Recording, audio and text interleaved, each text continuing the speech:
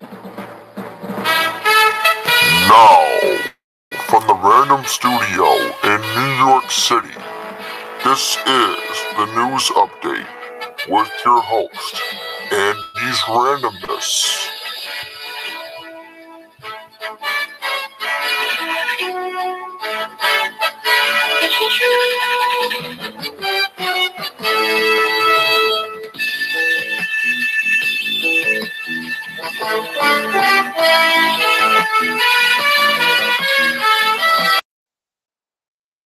Now, an emergency weather alert from Andy's Randomness.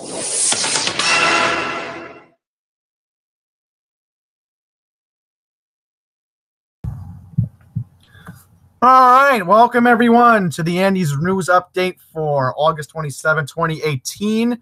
Yes, we are going to start off with the emergency weather update. We are in day one of a 3-day heat wave here in New York City. I figured right now I'm not going to show you the screen at the moment, but I will get you the current temperature right now in Central Park. Yes, Mom. Come in. So right now we're not even at 90. It's currently 87 out there at Central Park. You want your back washed? Are you okay? Let me see.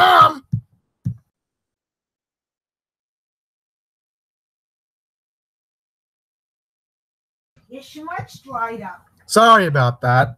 So anyhow, the current temperature at Central Park right now at this hour is 87 degrees, the official reading from the observatory. So surprisingly, I thought it would be 91 right now as a prediction, but that's not the right prediction I came up with. Telecast. So let's get the current reading here in Fresh Meadows. Right now, here in Fresh Meadows, it's 87. It feels like 93. We do have an active weather alert. Heat in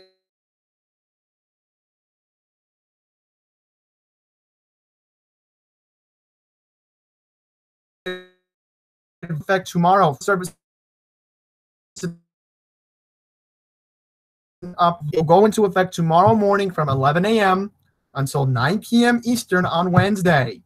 So this was supposed to be day one of the heat wave. Looks like we're not even going to hit 90 until tomorrow. p.m. Eastern on Wednesday. There we go. Just wanted to make sure my friends could see this. So, yeah, the weather here. Let's see. We got. So the dew point right now, if you can get an accurate reading, is 70. Heat index 93. Humidity is at 58%, so not too humid. But 94, surprisingly, we're not even going to hit 5. It looks like we may hit 91 on Thursday, but there is a chance of rain for the New York area starting at around 2 o'clock on Thursday.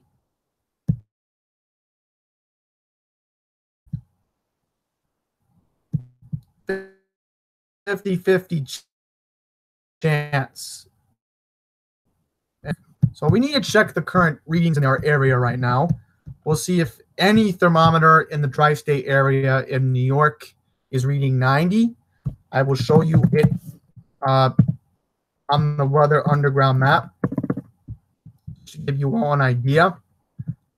You will probably get you information on that as well.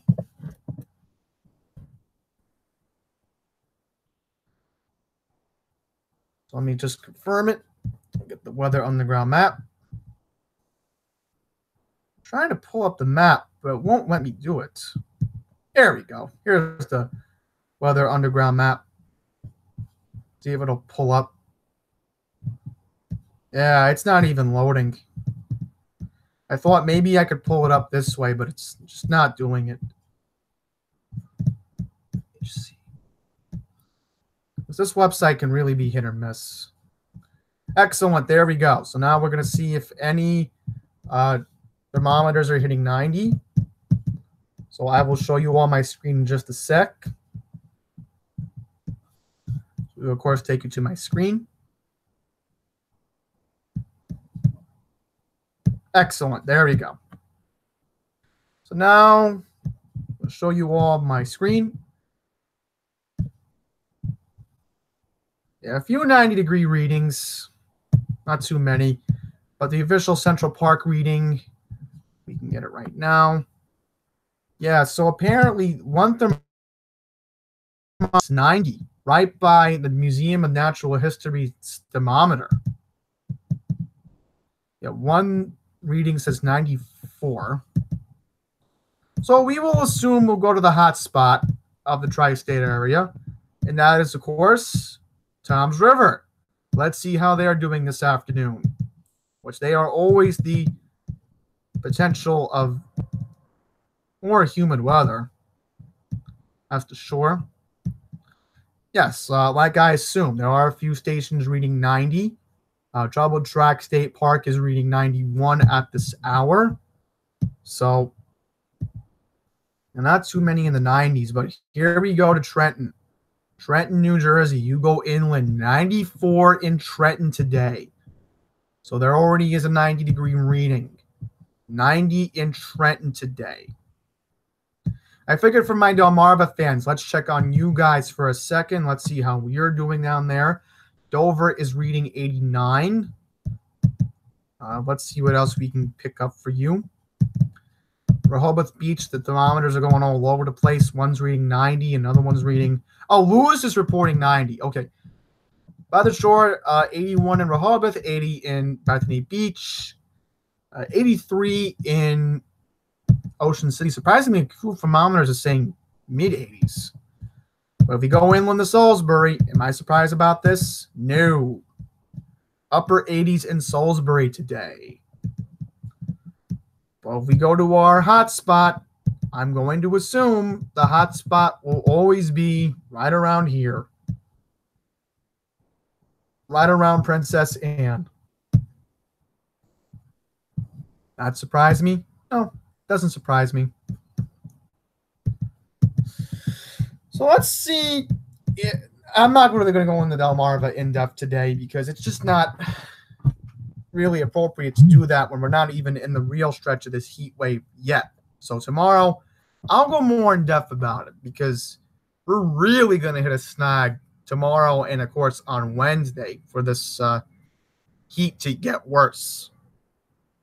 So our next story today, we have some interesting news about the speed cameras here in New York, which a lot of people are not happy about.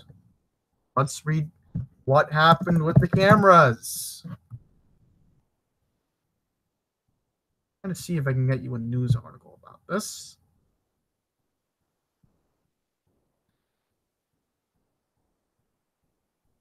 All right, there we go.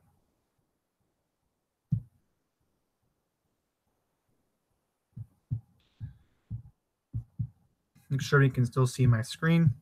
I'll read you the article from today in regards to New York State, the city possibly reactivating the cameras. All right, so New York City is poised to reactivate 140 speed cameras in school zones after city leaders and Democratic Governor Andrew Cuomo announced a plan earlier today that will circumvent the state legislature where Republicans in the Senate had allowed the program to expire. The devices which have not been taken down should be operational before the start of fall classes next week. The program expired last month after the Senate adjourned for the year without passing legislation renewing the cameras. To get around the obstacle, Cuomo earlier today issued an executive order that reactivates the cameras for 30 days. The city council in New York City is expected to vote to authorize the program on Wednesday. So, of course, knowing Cuomo's executive power, he would do this. Does this surprise me? No. All right. City Council Speaker Corey Johnson, who worked with Cuomo and de Blasio on the details of the plan, said he'll push lawmakers in Albany to pass a stronger, broader speed camera road. Let me just confirm this for a second here so you all know what's going on.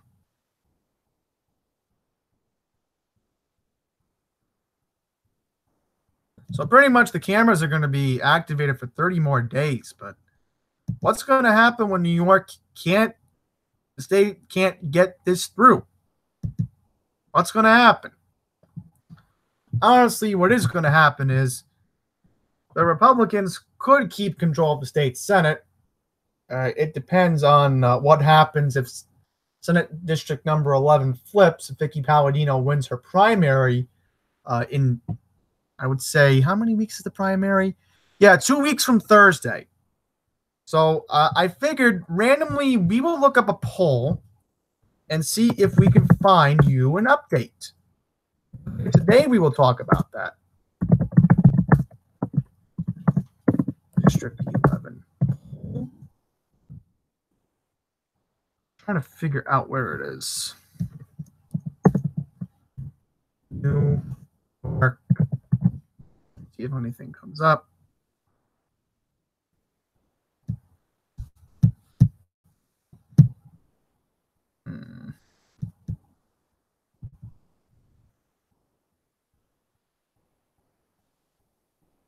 So nothing at the moment.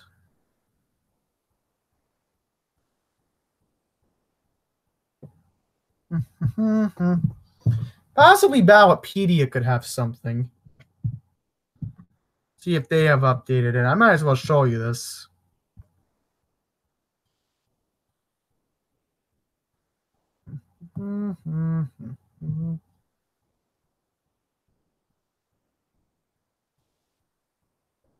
So this is the total right here.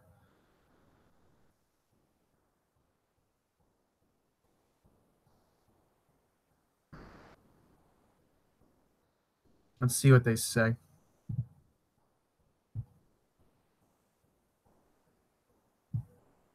So I don't see District 11 here.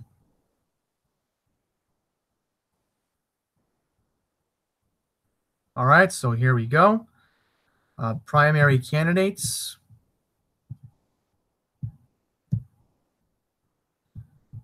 So I'm trying to see if we can find numbers. No numbers here.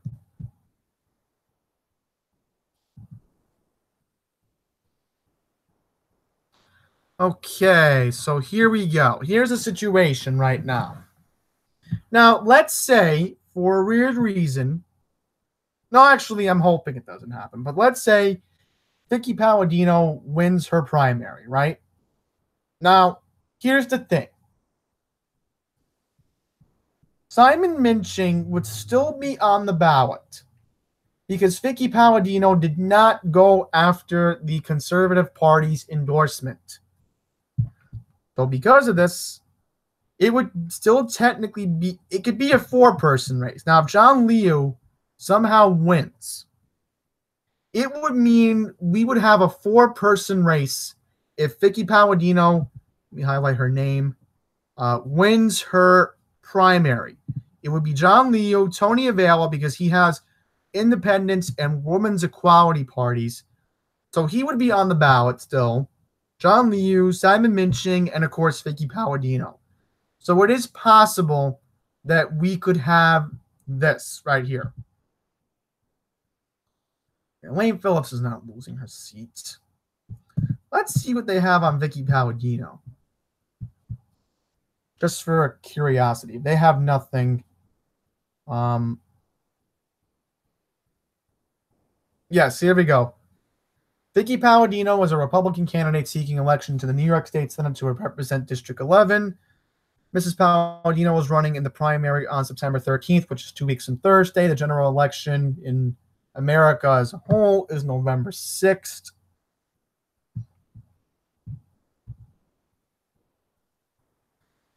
A little bit offensive that they can't add pictures of both candidates on here.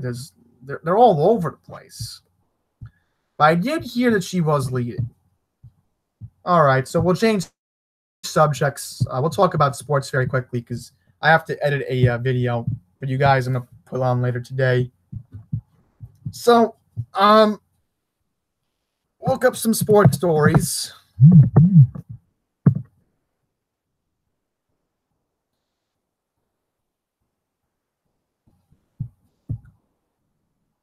So I'll just quickly talk to you about Jose Batista. So Jose Batista has been traded to the Philadelphia Phillies. He need to complete the deal by tomorrow. The Phillies do have to, of course. I'm sorry. The Mets have to give somebody up. The Phillies have to give somebody up to the Mets. So that's what would happen. Looks like Jose Batista is going to be a Philadelphia Philly. Then we'll read about Odell Beckham. I'll quickly go into that in just a second. So Odell Beckham has agreed to a 5-year, $95 million contract.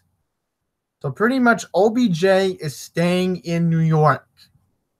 And of course, this is going to be huge. Now the Giants can keep their wide receiver, and it's going to be important news. Oh, I wanted to show you something important. This is about the Jacksonville shooter.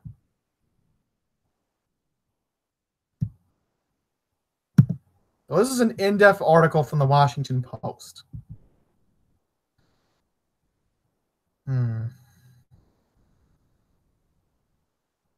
David Bread Cats, the blockbuster football game. Trying to get you a quick and I'll give you the funeral schedule for John McCain.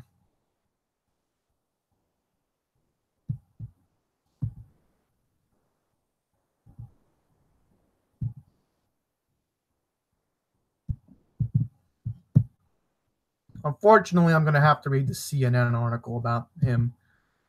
Okay. David Katz attended a gaming tournament in Jacksonville for competitive players in a football game. Katz brought a gun into the venue, the GLFH game bar in the back of a pizza restaurant. Katz opened fire and killed 2 people, wounding 9 others, and turned the gun on himself. Katz, 24 years old and from Baltimore. He used a handgun in the shooting, according to sources to the investigation. Police have not commented on a possible motive for the shooting. Federal agents and local law enforcement officers searched Katz's family home in the Federal Hill area of Baltimore. Katz went by the gaming name Red. Gamers told CNN, and he previously won Madden tournaments last year. So apparently he was a Bills fan.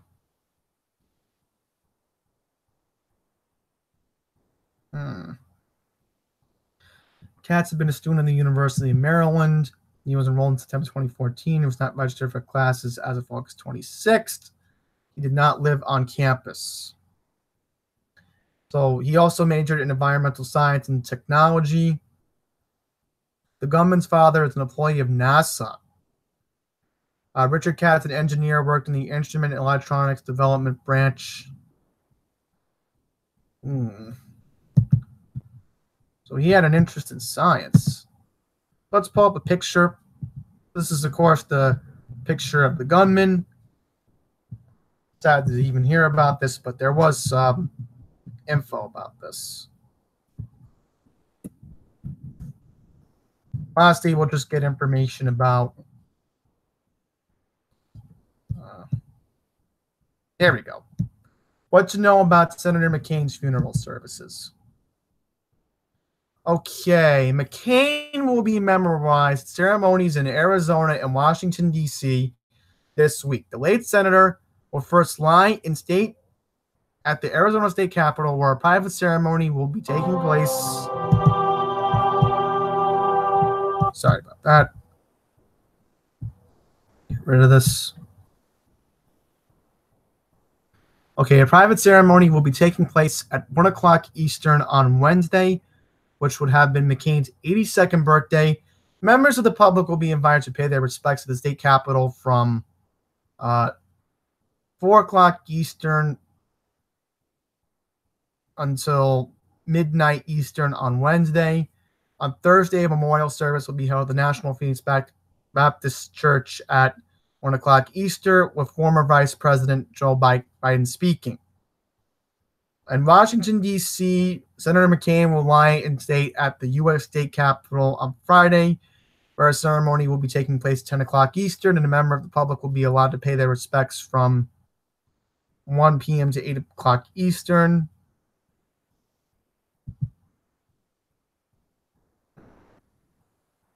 Memorial service will be held at Washington National Cathedral on Saturday at 10 o'clock Eastern. McCain's office said a live stream will be available for the services at National Phoenix Baptist Church at the National Cathedral. Let's see here.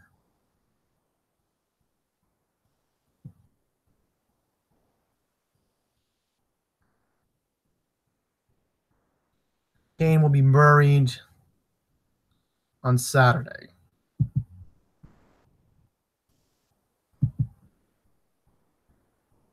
All right. So that's just details about his funeral. Now we'll go back to me, and we'll wrap up this video. So that's your update for August 27th. Hopefully, I don't have to talk about Jacksonville and McCain for a while, or maybe even ever again. I don't know, but other stuff that needs to be covered. Oh, forgot. We have an issue on the subway that needs to be talked about. I'm having a crazy afternoon. Ooh, this is interesting. The Change.com petition for about improving LARR service is getting a lot of attention.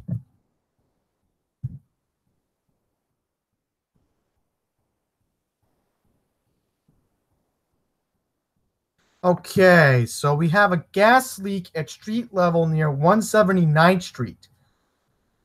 F-train is also being reduced between 71st, Forest Hills, and Parsons Boulevard because of this. So if you need service, all I'm just going to say is please take the Q43 bus because it's Parsons Boulevard's right on top of the Q43. So if you need service, just please use that bus in the meantime. That's all I'm going to say.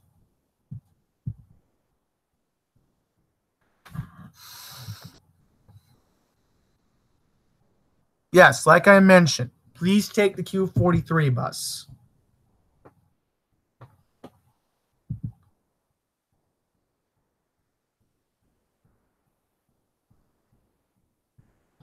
Okay. So let me get you information from New York City Bus and see if the 43 is delayed. Okay, so we have a detour. This affects the Q1, Q2, Q3, Q17, Q36, Q43, Q76, and Q77, and X68 because of this gas leak. So detour is as follows. Eastbound on Hillside Avenue, the bus will be making a right on 175th Street, then a left on Jamaica Avenue, left on 181st Street, right on Hillside Avenue, and then the regular bus route. So I'm hoping that Channel 7 will do a story about this later tonight. I will be watching Eyewitness News at 6 because this is a big story that a gas leak is in the area. I will check ABC 7 and Y. Oh, I think we had a Long Island Railroad issue, and that's where I'll wrap it up today. I was going to wrap it up, but then something came up on my feed, and I'm like, wait a minute, I have to talk about this. Oh, folks, we got breaking news right now. This just came into the newsroom. Let's bring it in. That's not the right one. Why do I always mess it up? There we go. All right. Apparently, we have another gas leak. This time, it's taking place in Liberty Island. Let's read this. All right. A construction mishap earlier this afternoon forced thousands of tourists to evacuate Statue of Liberty and the island itself. The accident involved 3 1,000-pound propane tanks where a new museum is being built. The fire, which broke out shortly before noon, reached 2 alarms. The evacuations led to long lines of tourists trying to board ferries. Ferries carrying tourists to the island were halted until mid-afternoon. This is not good.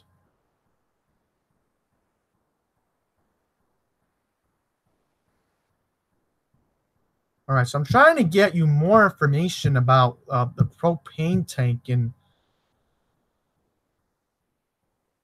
nah, we don't need to read about the slashing. It's not important right now. So let's see if any media outlets are reporting about the gas leak.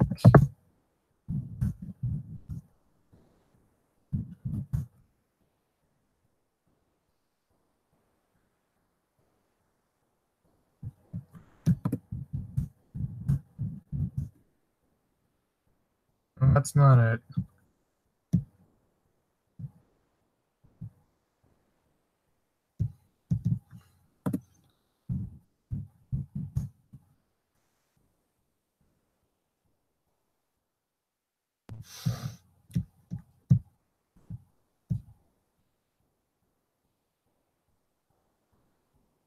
Okay. Yeah, no info about the what's related incident. So I'm thinking maybe that's why they're not going to cover it. So, yeah. So let me just check Long Island Railroad headlines from Newsday, and then we will wrap it up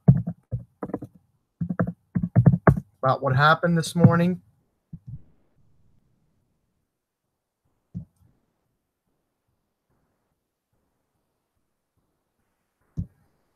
All right, so nothing about what happened this morning, but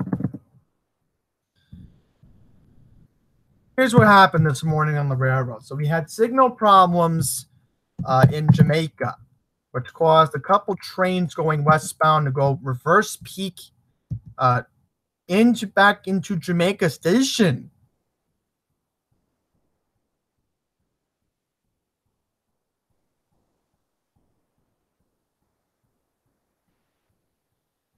Okay, we had earlier switch trouble.